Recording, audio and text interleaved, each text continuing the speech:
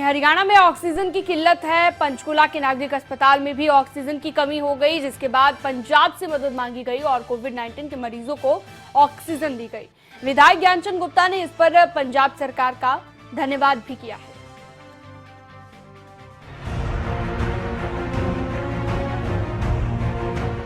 Corona से हाहाकार मचा हुआ है।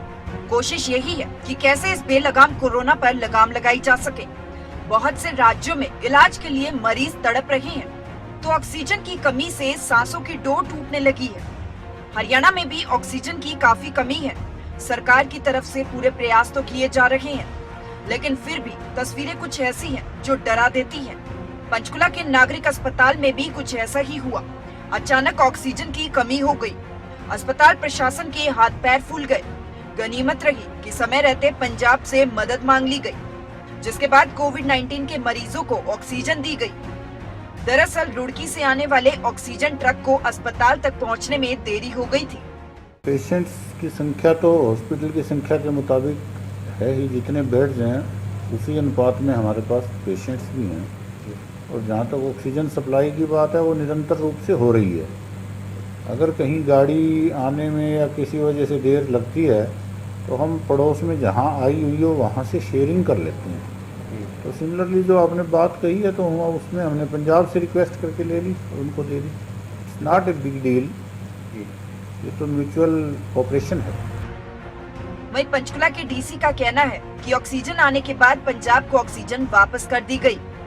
उन्होंने कहा कि जल्द ही पंचकुला सेक्टर 6 नागरिक अस्पताल में ऑक्सीजन प्लांट शुरू हो जाएगा, जिसके सैंपल्स भी गुरुग्राम में भेज दिए गए हैं और जल्द ही सैंपल्स की रिपोर्ट भी आ जाएगी और उसके बाद उस ऑक्सीजन प्लांट को शुरू कर दिया जाएगा और उस प्लांट के शुरू होने से 25 से 30 बेड्स में सीधा ऑक्सीजन सप्लाई की जाएगी।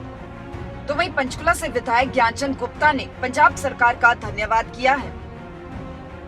पंजाब के जो अधिकारी हैं, पंजाब सरकार का धन्यवाद भी करना चाहूँगा कि उन्होंने एक इमरजेंसी के अंदर एक हेल्थ के नाते जो पंचकुला प्रशासन की और पंचकुला के जो पेशेंट्स की मदद की है। एक उस समय आवश्यकता थी, अगर वो जो ऑक्सीजन गैस जो है वो अगर उस समय ना मिलती तो शायद जो हमारे पेशेंट्स है उनको बहुत दिक्कत आ सकती थी।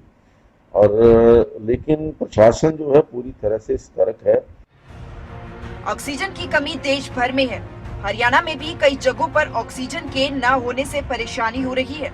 हालांकि कोशिश पूरी है कि ऑक्सीजन की कमी को पूरा किया जा सके। देखना होगा कि कब तक इस परेशानी से छुटकारा मिल पाता है। पंचकुला से तारा ठाकुर की रिपोर्ट, खबरें अभी तक। अगर आपको हमारा ये वीडियो पसंद आया हो तो पेज को लाइक और शेयर करें और इसी तरह की हर वीडियो सबसे पहले पाने के लिए चैनल को सब्सक्राइब करें।